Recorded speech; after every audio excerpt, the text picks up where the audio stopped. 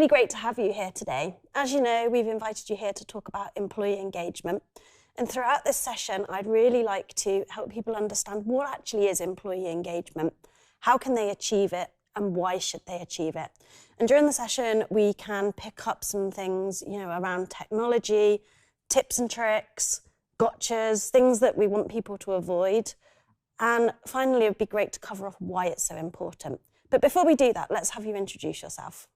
Yeah, I'm a psychologist, workplace psychology mostly. I initially went to University of British Columbia in Vancouver, and my dissertation topic was actually on communication and work engagement in a medical setting, so I've been preparing for this for a while. I came to London about 8 years ago, and I went to University College London, where my research was on personality psychology, and especially the psychology and personality of successful and effective leadership.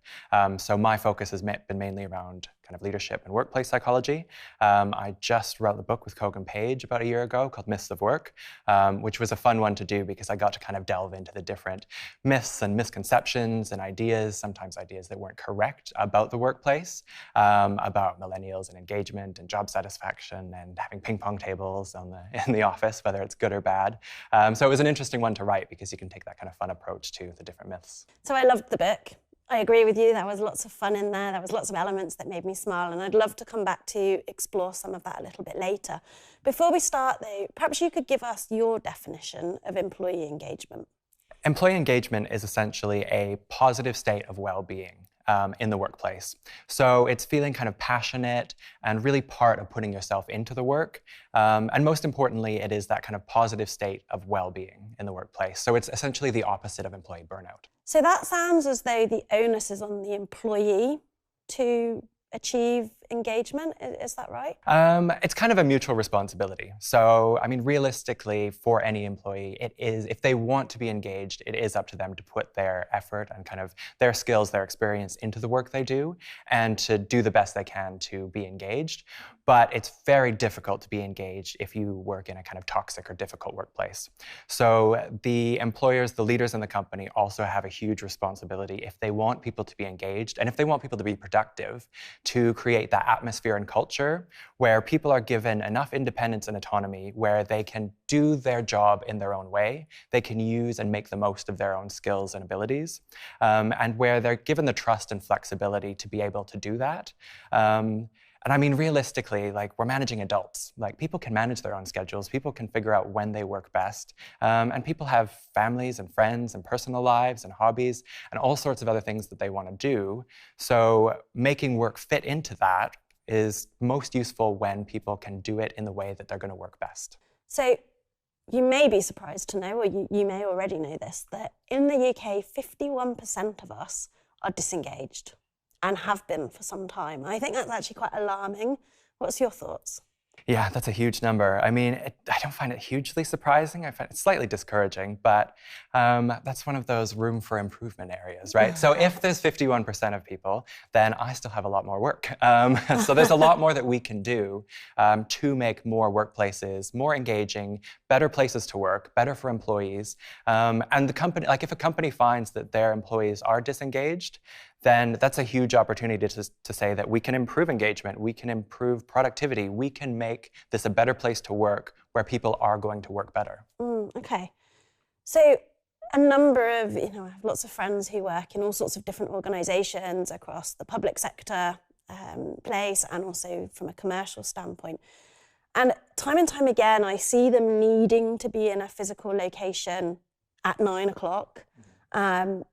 And from their perspective, they finish work at 5 o'clock.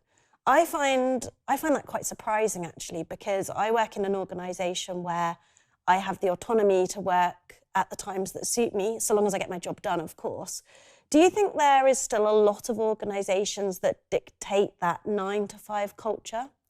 There are a lot, and there's quite a few that do when they don't need to. I mean, obviously, if you work in a hospital and you're a nurse, you can't telecommute. It's not going to work. If you are a submarine commander, you also can't, take a day off or work from home or take the dog for a walk. But for most organizations, if there's any organization where it's outcome-based, where you have a deliverable, you have a goal, you have a deadline. You don't necessarily need to be in a physical space to do it. So there are lots of organizations that are moving towards more flexible schedules that accommodate people's lives and needs and kind of personal flexibility, which is good because you want people to be working when they're most effective, when they want to be working and when they're going to be working the hardest and kind of putting the most they can into that. So the more employers can do to facilitate that, the more useful it will be for both employers and for the outcomes. The other thing is you do need some oversight, right? So you need to have some structure in place to make sure that there is a clear line of accountability. People know what they have to do, what the outcomes are, what the rewards are for doing it well in their own time, however they do it, and what the potential consequences are. The same is true for a 9-to-5 environment. But I think there is a lot more opportunity to make more work more flexible and more engaging. So at Microsoft, we believe that technology supports employee engagement. It really helps to drive that, helps bring people together. Can you give us an example of an organization that you've worked with where you've seen them use technology to help drive employee engagement? Yeah, I've got a really good example in the Myths of Work book, actually, of an organization. I think it's about 30 years old now. They're a tax and kind of accountancy firm, so professional services. So they're highly skilled, highly paid, kind of highly in demand professionals. This company, over their first 20 years, massively grew, started in the US, is now international, and we're making lots of money, expanding quite quickly, doing very well.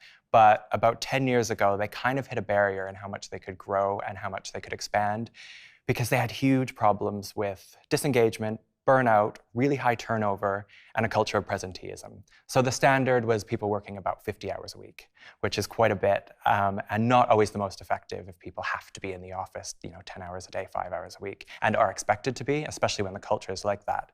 So they did something which is really impressive and noticed that, 10 years ago when engagement was less of a hot topic, and said, we need to do something about this. And really the way that they could change that and move to flexible schedules was with technology. So the good thing about that kind of work is it's really easy to measure deliverables, what clients you've worked with, what your kind of performance targets are, financial targets. You can measure all of that, and none of it depends on how much you're in the office. Your client service doesn't necessarily mean you need to be in the office or in 2 hours of meetings every single day. So they went through that change that was supported by the upper level management, senior management, which is really important because you can bring in a program, but if management doesn't believe in it, it's never really going to be effective. So I think that's a good example where it was a cultural change that needed the technology to make it possible. That's a great example. Thank you very much for sharing. And I think what we would like people to be thinking about when they're thinking about employee engagement is the how. Yeah. How are they going to actually achieve Nirvana, and what does Nirvana look like for them? And technology needs to wrap itself around that, but it needs to not be the thing that's driving towards it. So in your book, there's lots of different myths. I think there's about 40 of them or something. I had a couple that stood out to me as resonating and being particular favorites. What's your favorite myth in the book? I thought my favorite, because it's the most interesting and one of my pet peeves really, was the myth about kind of millennials are changing the workplace, or millennials are motivated by different things, or the generational differences kind of myth. And as an entitled narcissistic millennial, that really offended me. So one of the things I went through in that chapter is looking at kind of the generational difference myths and the evidence around it, because there's actually been a huge amount of scientific research, both from the US and the UK, hundreds of thousands of people examining generational age differences. And the research really finds there's no difference. So all of the variation is within any group. So millennials vary as widely within them as any different other generation, whether it's Gen X, Gen Y, baby boomers, whatever they are. Which is really interesting from kind of a management and engagement perspective, is because if you use those kind of lazy stereotypes about broad groups, you're not going to manage people effectively because you're going to get it wrong about most people. So I think that's another point that really brings it back to engagement, is being able to manage people as individuals and giving supervisors and team leaders and managers the autonomy to manage the people around them, and giving people the independence to work in the way that they work best, most effectively within that environment and within that structure and framework. It's a really interesting point, particularly as we've now got 5 generations in many organizations working alongside one another. So it's actually very interesting to hear that from a science perspective, actually the variations occur within the different groups, not across the different groups. And that's a really good point. So we've talked a little bit about what is employee engagement. We've talked about, some areas that you feel very strongly about, and it's great that you've brought up the millennial point, as I think, there is some bad press, perhaps. Yep. One of the things that I would love to understand is some tips, if we could. So I think we've all had times in our careers when we felt disengaged for whatever reason. I can absolutely remember there's one that stands out in my mind and will probably take to my grave with me. What's a tip that you could give to an employee that's feeling really disengaged? Should they just go and leave their job? Or is there things that they could do within their role that could really help them to feel more motivated, less disgruntled? Yeah, I mean, a big part of engagement is finding that meaning that you get from your work and what you can really put into your work. So, I mean, to be perfectly honest, I've worked jobs before where there's not a lot of meaning I could have put into it. So it's challenging depending on what type of work you do, what company you're at, what the culture is like. So I think the first thing is really looking at what you can do better in the company, in the way you work, or even if it's one or two people that you work with and work well together, working together on something that can really improve the output or your work or the way you work is important. And it depends a lot on your management or leadership. I mean, can you go to them and say, I want to do more, I want to make this better, and will they listen to that? If they don't, if you work in a culture where no one's interested in you, you kind of have to do your own thing and you're not going to get any support or help or anyone trying to make it a better workplace, then it's going to be a struggle. So I think if all of those options are failed, maybe look for a place that is more engaging, that is using the technology to kind of build a better workplace, that is more flexible. And that takes me on to my next point, really. So I think so far we've spent some time sort of really exploring this as a subject. You've just talked about leaving an organisation. Now, ultimately, the cost of attaining an employee is really, really hard. So surely there should be onus on the organisation to create an environment where people want to work. On the back of your book, you talk about ping pong tables and slides and ball pits and various other things. Does that really create an engaging workplace?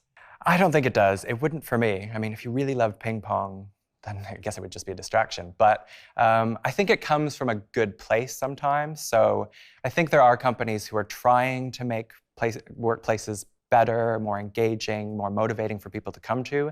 I think sometimes it's well-meaning, but it misses the mark a bit.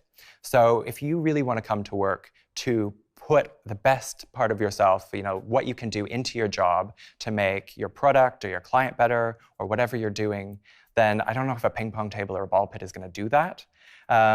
So I think the focus needs to be on making kind of the work and the outcome of the work more engaging and to really having a kind of culture that imbues value and meaning into the work that you do. I think that's going to be a lot more I think that's going to be a lot more engaging than some of the other kind of superficial stuff. If it comes with a culture that is really trying to support that, and there's a few other little kind of perks and bonuses that are fun, then maybe that works for some people. But I think the focus really needs to be on the work and on the employee and how to make that better and more engaging. So much more fundamental than the facilities that are provided within an office environment. Yeah, and there's all sorts of basic facilities that can make things a little easier. Like it's nice to have a good lunch on site, or have lunch tokens, or to get perks and benefits and health insurance, and all of that stuff is those kind of extrinsic motivators are going to reduce some of the stress, can mitigate some of the negative effects. But that only gets you to a mid-level. That doesn't get you to the more kind of the higher level of actual engagement and kind of meaning and getting that from your work. Yeah. Sure. Okay. So organizations typically are looking to achieve their business goals or their objectives or to increase their share price. That they'll have some kind of goal or vision regardless of what type of organization they are. How does employee engagement support those things from a financial standpoint? Yeah, I'm glad you asked that because, I mean, really sometimes engagement is seen as a bit of a fluffy thing or kind of, happiness, lovely, cuddly kind of thing. But there is a really strong business argument for it. So in the most basic sense, if work engagement is well-being and we can measure that psychologically, it's going to reduce sick days and it's going to reduce stress. which is a big one because it's not just reducing sick days by making sure people show up and having a culture of presenteeism. It's making people better in that sense, more psychologically well at work, which affects their personal life as well. So that's one of them. I mean, that's better for people and it's better for companies. It also massively reduces turnover and tension. Because if you love your job, you're engaged, every time you come to work, you're full of energy, you want to do it, you're vigorous, engaged, absorbed in it, then you're much less likely to leave that job if you love it. Right? So that also massively reduces turnover costs. So retention is really important and hugely valuable. So there are some really kind of clear financial bottom line outcomes that we can use to look at this as well. Okay. So before we close, if I could be so bold as to ask you to summarize 3 key points that you want people to remember about today, what would they be? I think first, engagement. If you want to have a program or a process that improves engagement, it does need to be supported by senior management and it needs to be embraced as part of the culture. So if you have it kind of written on the wall on your mission, vision, values, but no one actually lives by it or cares about it, it's never going to filter down or across to the rest of the organization. And in a way, that'll just make people more cynical. So if you're going to have these programs, used with technology or anything else, you really need to make sure it's supported as part of the company culture. The other thing, we do need to remember that there is some personal responsibility in engagement, is that you can't engage someone who doesn't want to be engaged. So you do have to do your best to find a job that you are going to be able to put yourself into, that you really want to be spending time at, and to make the best of it. Because we all have days at work where we aren't necessarily doing exactly what we want to be doing or how we want to be doing it. But look at the bigger picture and what you can actually do overall. I think those are 2 main ones. And then if we tie it in the middle, it needs to be able to filter down. So you need to give people autonomy and independence. So frontline managers need the independence to be able to manage people and work with their team in a way that works at that site or at that location or with those specific people. So that kind of autonomy and independence needs to be all across the company. This has been a really enlightening conversation. I've really enjoyed it. And from my perspective, one of the things that has stood out loudly and clearly is employee engagement can't be achieved by one individual. It has to be created in partnership with the individual involved, the manager, and the organisation. So it's a tripart agreement, if you like. Absolutely. And the other thing that's really stood out to me is employees have to be able to connect with that vision. And they have to be able to connect that vision with what's fundamentally important to them in their personal lives. I think that's kind of come across quite loudly and clearly to me. So I've now got a really good view of how we can achieve employee engagement. So thank you ever so much for spending some time with us today. Great, thanks for having me.